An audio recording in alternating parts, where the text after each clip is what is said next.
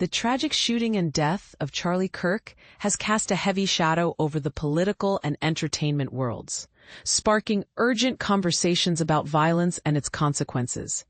But here's where it gets controversial. How we respond to such incidents reveals deep divides in our society. Stephen Colbert addressed this unsettling event during the September 10th edition of The Late Show, delivering a heartfelt and serious message. Charlie Kirk, a well-known conservative activist and co-founder of Turning Point USA, was fatally shot at an event held at Utah Valley University earlier that day.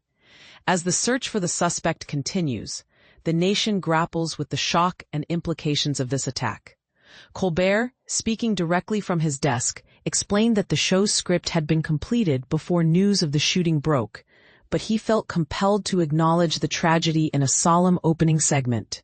Extending condolences to Kirk's family and loved ones, Colbert reflected on his own memories of political violence from the 1960s, a turbulent era in American history, and stressed a crucial point.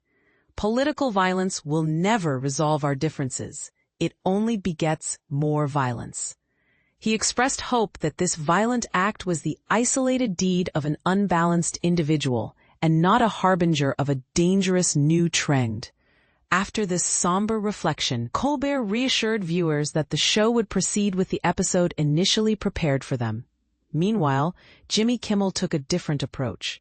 Though he didn't address the shooting during the live segment of Jimmy Kimmel Live on the same date, instead opening with humor related to President Donald Trump, Kimmel shared his thoughts earlier on Instagram.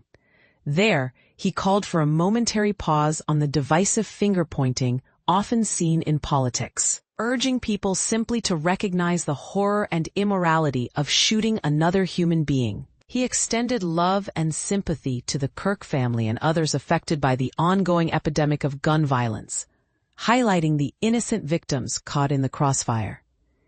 Utah's Governor Spencer Cox went a step further in defining the event as a political assassination, underscoring the dangerous climate of political hostility.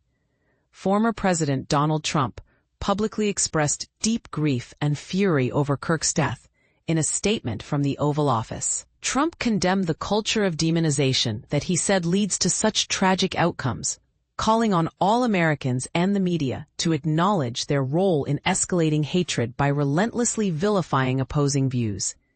His comments stirred debate about the responsibility of public discourse and media rhetoric in political polarization. Adding to the public outpouring, actor Chris Pratt shared a heartfelt message on social media, asking for prayers for Charlie Kirk, his family, and the nation. Emphasizing the need for divine guidance, Pratt's words reflected a widespread yearning for healing and grace during these turbulent times. In the aftermath of Kirk's death, Comedy Central decided to pull a rerun of a South Park episode that satirized him.